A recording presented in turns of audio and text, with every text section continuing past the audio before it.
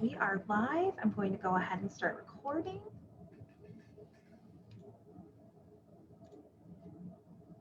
All right, we are live and recording. Thank you so much, everyone, for being with us this evening.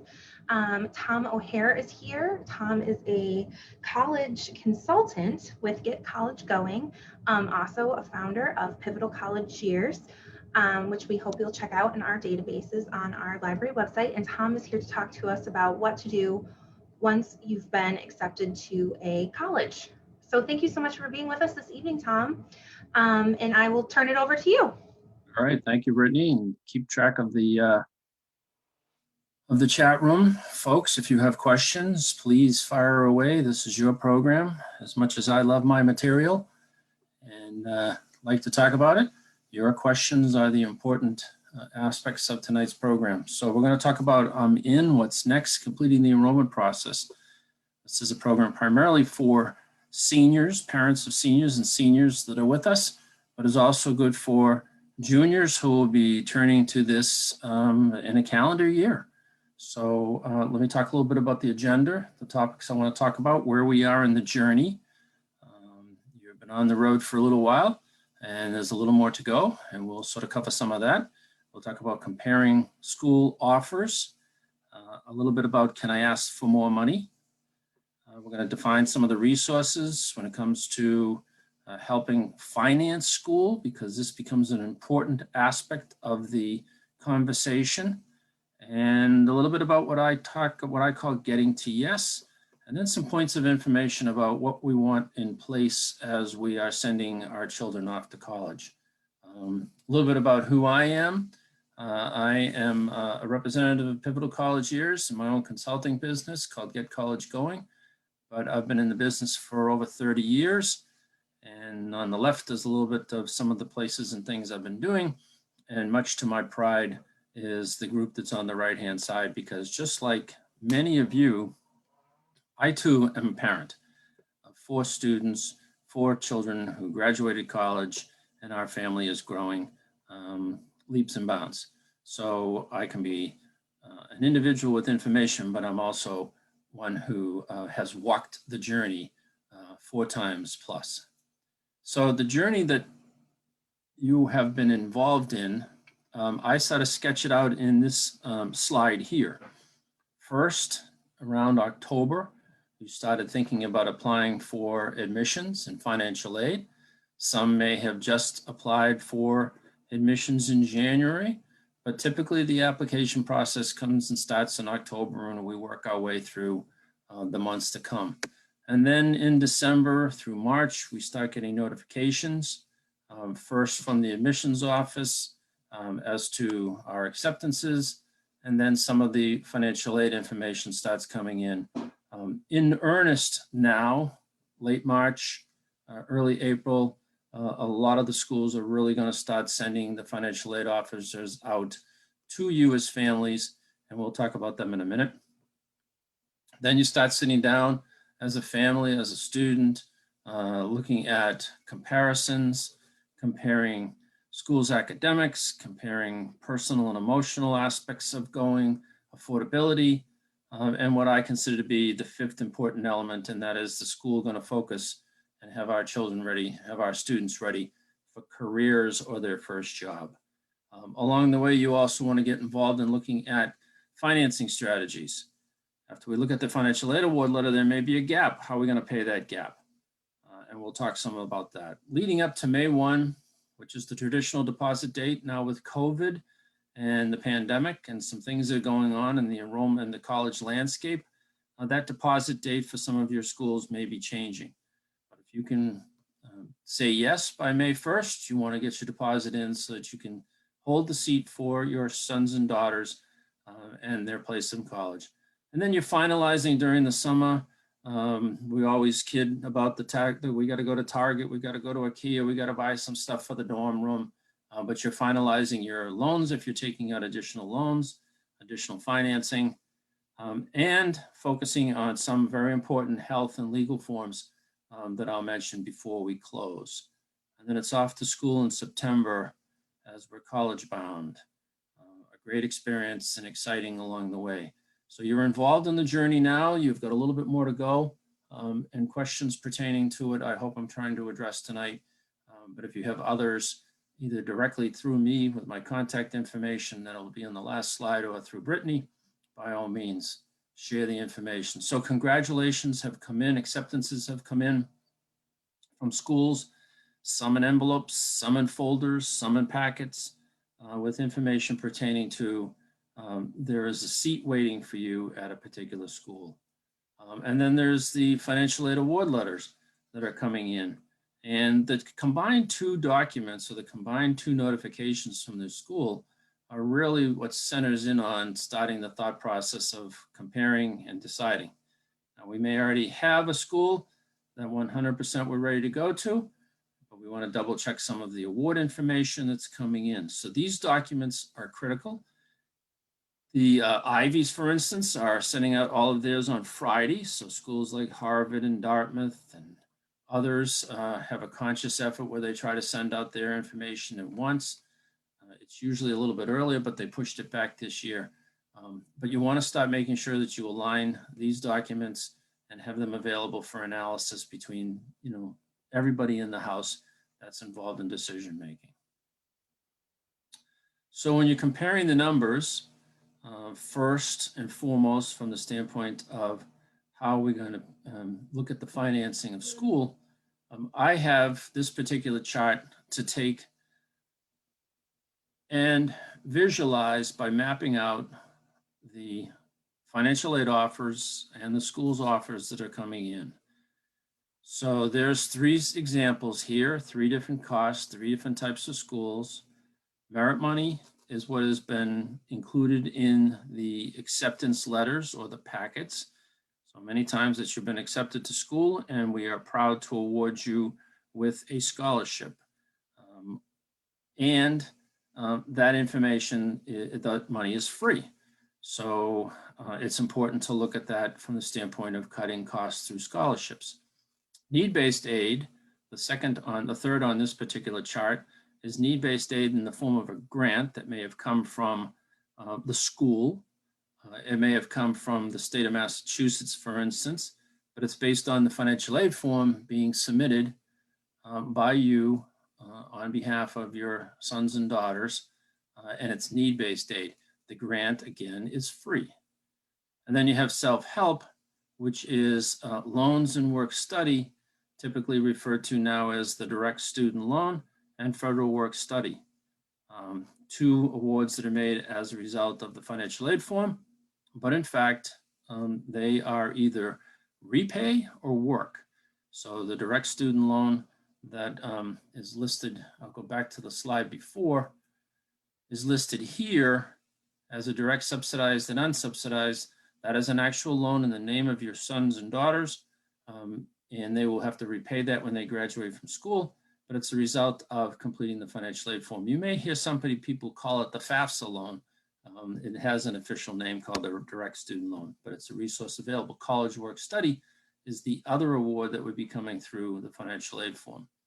Generally speaking, we recommend that you back out the work study because it's a job that the student has to acquire when they go on campus. And many times freshmen that are just going to school for the first time, they might need a semester to adjust to the campus and to campus life.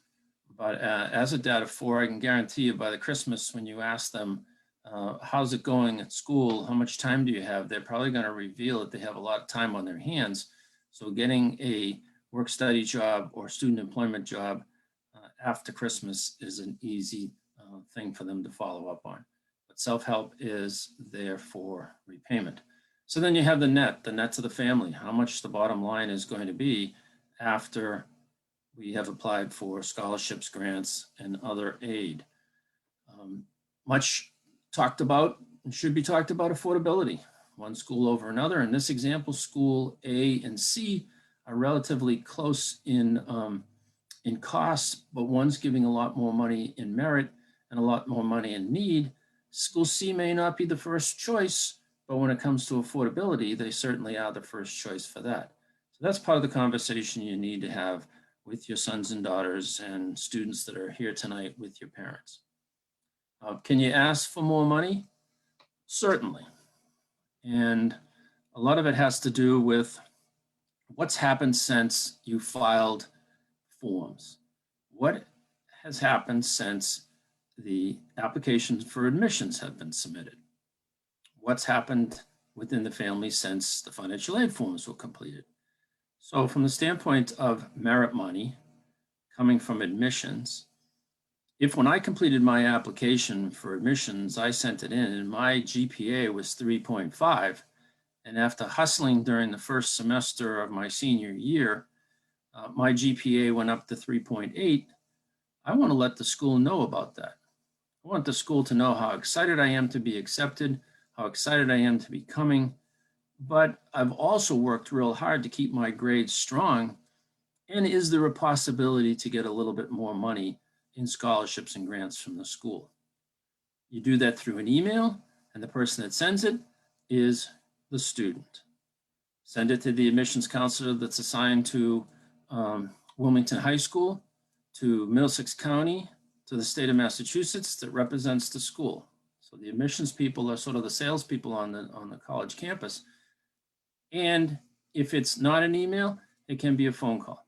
But the student is the one that's asking. Worst case scenario, they say no. Best case scenario, they send a little bit more money along. So it's an email, it's a content that should be written, read, reread, and then sent out.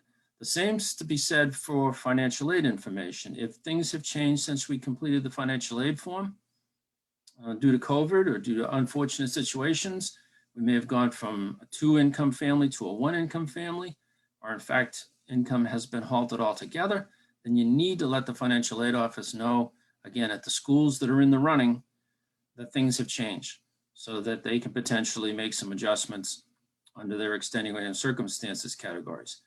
Maybe because of COVID, you've taken on some additional costs taking care of a relative, a grandparent or a parent, or an aunt and uncle, and it's put a little bit more strain on the budget. You need to let the school know, especially if your son and daughter is very high on that school and the school is very high on you. So additional funds may be provided. And again, it's very common. It's something that's happening every day. You're not the only one asking, but you're not the only one asking, so it's not like it's coming from left field. Schools, especially those that are still looking to enroll students, they're looking to work with you, so they need to know. So complete those emails. Some schools have official appeal letters from the financial aid office, but again, your sons and daughters should be the ones doing the asking. So then you get to the point where, all right, we know we need to cover some costs. If this is in fact going to be the last look at the numbers, and we have 3 schools that we're going to pick from, and 1 school is selected, how are we going to pay this difference? Maybe we have some 529 money that we've been saving and set aside, and we can utilize that money to help pay the cost. We definitely want to continue to search for scholarships. I know I've shared some information with Brittany for the library about how to search for scholarships. If you go on Pivotal College Years, which is available free to you through the library, as a patron of the library, you can subscribe or you can gain a subscription to Pivotal College Years for free. And built into that resource is a scholarship search program, a module that talks about searching for scholarships, something that should be continuously worked on by students and parents. I say students and parents because one of the things I like to think, it's set up a competition household. We all look for scholarships. We all really apply for them. One essay that was written for the college application, or maybe one statement that was written for supplemental essays or personal statements, can be used for some of the scholarships. It's not something that students are going to run home after school or jump off of their computers if they're hybrid and start doing. So we need to encourage them a little bit. And I think if you can make a game out of it, a little competitive game out of it within the household, that might help too. Offer some extra gas money for the car, or a Dunks gift certificate, a gift card if they find one and apply. and put a laundry list of things out there, laundry list of things out there that they can do if you find one for them to apply. The other resources really come down to what's available from current income that you can use for a payment plan with the school, and what's available in future income, and that's where the student can take out a loan on their behalf to help pay for it. I encourage, before we say yes, I encourage that we need to make sure that we have our financing in place. The number of individuals that I encounter who send the deposit off and then decide that we got to figure out how to pay afterwards, it becomes a very tearful, a very stressful situation. So as part of getting to yes, we need to know what our payment strategy is going to be. How are we going to make the payment to the school after we submit the deposit? So here is some very common funding resources. We've talked about grants, we've talked about scholarships, we've talked about the student loan program that the government offers through the FAFSA. So now we're looking at the unmet need, or that gap in the previous chart, and we're saying, okay, well, we have a 529, so we can use that. We can either pay that money up front to the school in one check and one deposit for the funds that we have available. If it's a sizable 529 plan, I would encourage you to divide it over the course of 4 years, because this is a 4-year exercise, a 4-year financing program. Stretch those dollars. If you have available resources on a monthly basis, maybe you just paid off your car, or your sons and daughters are coming out of a athletic or a performing arts type program that you are paying monthly for them to be involved in that. Swing that money potentially into a tuition payment plan, an institutional payment plan. Number one reason, it's interest free. Number two, a small fee that's associated with it. And you take that payment and you make it on a monthly basis. Now, when you go to orientation or you go to Accepted Students Day, you're going to hear about payment plans. What typically is talked about is the balance divided by 10. Well, in the previous slide, if we use $28,000 as the difference, and we divide that by 10, that's $28,000. That's $2,800 that we have to make on a monthly payment. It's like, whoa, I can't do that. Understood. But you can talk to the school about saying, you know what, I can pay $200 a month through a payment plan over the course of 10 payments. And that's going to help reduce the monthly, that's going to reduce how much your sons and daughters or yourself might have to take out in additional education or student loans to pay the tuition. So don't look at it as, I got to come up with the entire difference divided by 10. I have to be able to try to figure out how to finance it. The other part is these funding options can be used, they can be combined together. You can use a little bit of a payment plan, and you can use a little bit of a private student loan. In a program that I'll work with Brittany, we'll talk about down the road and talk a little bit more about it. It's important we can talk about the details, but a very common program is the private student loan that your son and daughters take out in addition to the federal program. Because they have little or no credit, you would be signing on as a co-signer for the first 3 years after graduation. And the interest rates right now vary between 3% and 12%. I can definitely help you with those questions as you have them, as you come along. After you decide we've picked a school, we're ready to go. But understanding the financing options is an important element, in my opinion. If you don't need a student loan after a payment plan, or you have the resources, congratulations. If you do, make sure your credit's in good standing. Make sure as a co-signer your credit's in good standing, and you can turn to that program. There are about 12 lenders plus AAA that are in the business of trying to help individuals figure out financing options. Any questions, Brittany? I am here, Tom. I am checking our chat. It looks like everybody is good in the chat. And then let me check our Q&A. It looks like everybody is caught up so far. And we have Tom's contact information, website, email, phone number, all in the chat for you. Also a link to Pivotal College Years from our website that you can access for free. Please, if you have any questions, get them right in the chat or in the Q&A box for Tom. I think we're good, Tom. Okay, very good. I hope my pace is good.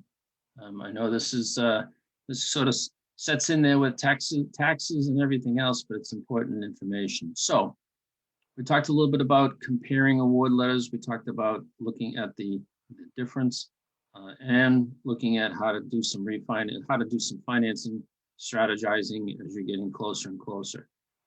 The other part of looking at what's next and how to complete the enrollment process, I like to talk about the 5 circles to getting to yes. And they are, when we're looking at schools and we're comparing the schools, does the school meet my son and daughter's expectations and goals from an academic standpoint? Is it going to take me to the next level? Is it going to take him or her to the next level academically from where they are now and prepare them for their first job or their career?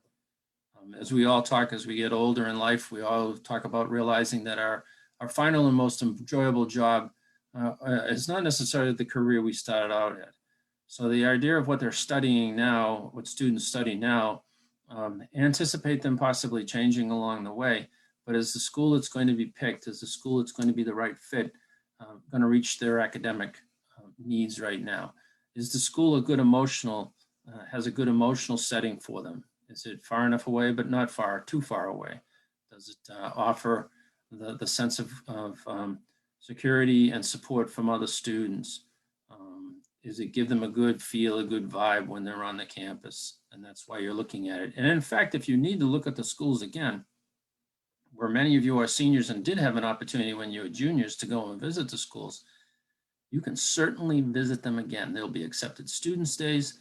And if you called the admissions department at a school and said, you know what, we're narrowing down our choice, we're looking at our final options and it's down between you and another school, can we come on campus and have a private tour, an individual tour? Even those schools that are hesitating to offer tours to juniors and sophomores right now will probably offer that opportunity. You meet the COVID requirements, both in-state and out-of-state, and you can do that. So don't hesitate as you're narrowing schools and you're narrowing your final choices and you start answering these particular circles here to go and visit again if you need to. Another part is it going to be an institution where your sons and daughters' personal desires and goals and expectations and preferences are going to be met. All right? You may still be thinking about that even this late date of end of March. Affordability, I've harped on that probably enough, but it's a critical thing. I mean, the school may be the dream, but if the school results in a private loan of $30,000 for 4 years, that's $120,000 in debt in a private student loan, not to mention the federal loans that a student will have to bear. So you can use also the word debt tolerance. Affordability is what debt tolerance can we handle or can we anticipate handling as a student, as a family, as our sons and daughters are graduating into the field that they're working or looking to go into. And if that decides or helps decide what school one's going to choose from the standpoint of A, B, and C, then I think it's a critical discussion to be had within the household. The other element is from a career standpoint. Does the school have a good career service department? Are there internships?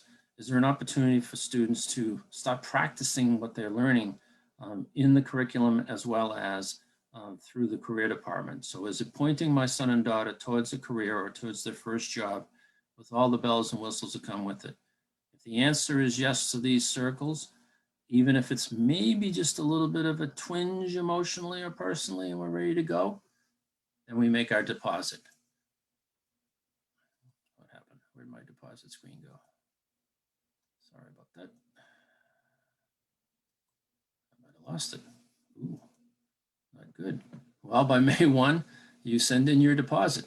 I apologize. I don't know where that screen went, but you'd see a happy family. They're making the deposit, sending it in by May 1. Also making the dorm deposit if in fact the student is going to be a dorm student, and getting ready for the transition to school. So I'm not sure what happened, but you want to pay the deposit and then get ready to watch for other events going on. The other part of making the decision is for all the schools where we're not going to go. We're basically declining the offer. I highly, highly recommend that your students send a letter, an email to the school, thanking them for the offer, thanking them for the opportunity to consider the school for acceptance, but they're declining the offer. Why? If for whatever reason your son and daughter decides to change their mind and wants to transfer to that school, the admissions department will remember the kind act that your son and daughter extended to them. They'll also remember that when next year's class comes along, as juniors become seniors and they start applying, and they'll recognize that this is top-notch. This is a top-notch school system in Wilmington, because the students are acknowledging that they appreciated the offer, but they're not coming. So students are off, they're ready to go. If you, first you'll get notification about Acceptance Students Day, then it turns into orientation.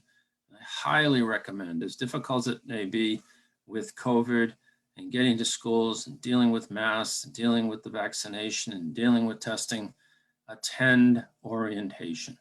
As parents, you meet other parents. You meet the parents of the students your kid's going to be going to school with. And many times you stay friends with them. I mean, we're friends with many of the parents of our 4 kids that went to different colleges across New England and in the Northeast, even to this day. So it's important. It's also very important for students. They start really feeling who's on campus, who's going to be in their class. Many schools will allow them to pick their roommate during that program, and there'll be a program with a wealth of information that'll talk about the billing program, how the billing system is going to work at school, how work study is going to work at school, how to sign up for classes. So it's really a full day, sometimes 2 days of fun and excitement as we get closer to September. Jobs become a part of the discussion for the summer, plus the whole notion of what legal documentation and health forms do we need. It's very important, especially for students who are going out of state, that we as parents put in place a HIPAA form. When your sons and daughters, if they're not already 18, when they turn 18, they are considered adults. And from the medical industry and the healthcare and the legal system, they're responsible for communicating and talking on their behalf. If they are in another state and there's a couple hours to get there, or a little bit of a distance, even in New England, and something happens from stubbing their toe or even worse, your ability to communicate with the doctor in the hospital, the nursing staff in the hospital, will not occur unless a HIPAA form is in place. So I don't want to sound like the Debbie Downer here, but it's important to have that document. And I would encourage you to have that form completed with your doctor, and have a copy on your sons and daughters' phone, so that if they have to go into the hospital, they can show it. I will tell you, the relief you will have when you're able to call and talk to the doctor is enormous. The other is from the standpoint of the college. There is what is referred to as the FERPA form. It's the Federal Education Rights Form. That at orientation they'll talk about, and you'll find out how to sign the document with your sons and daughters.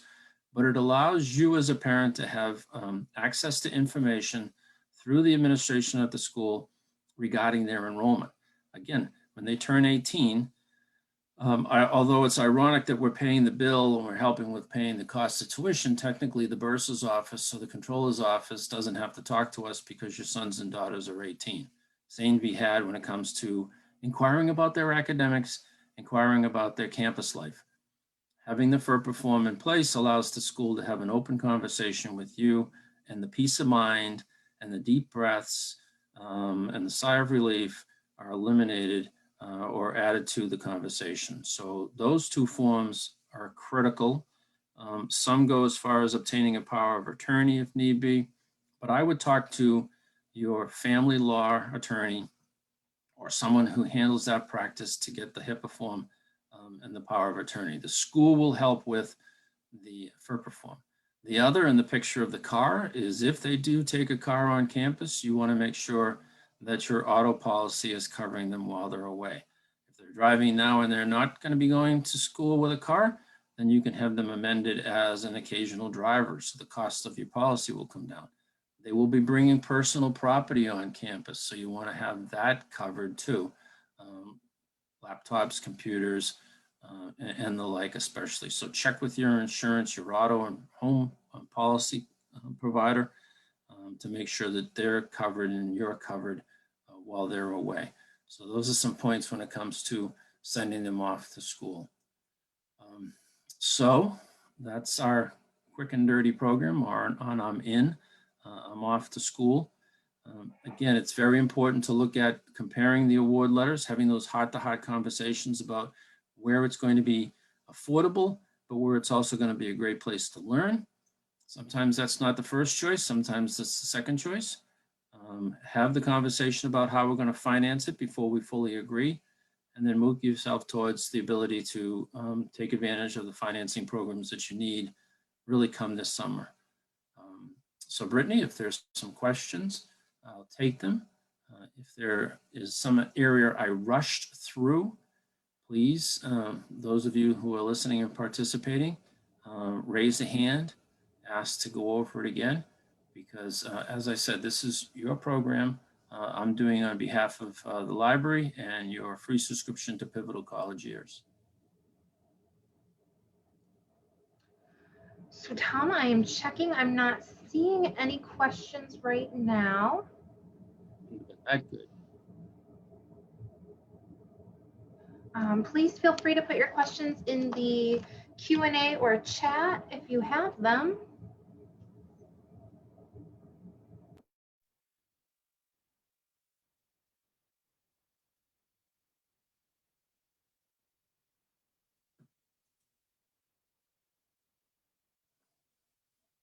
All right, just so you can see my puss, my face, I'll uncover my video. Again, if you do, and if you have some questions and you want to shoot them through to Brittany, to me, by all means. If you want to email me directly, please email me at tom@getcollegegoing.com. Also take a look at on the library's website under both teens and partners, the link to Pivotal College Years. It's free and available to you as a patron of the library. It covers not only information about now, before college, but covers it during and after. And this is a 4-year process, so there's things you might be learning as you go through this exciting journey. If you have friends or relatives that are looking for information, it's a great resource. It's one-stop shopping of information that we try to keep updating and adding to as we move forward. So I know I'm conscious of your time on this is Tuesday, on a Tuesday night.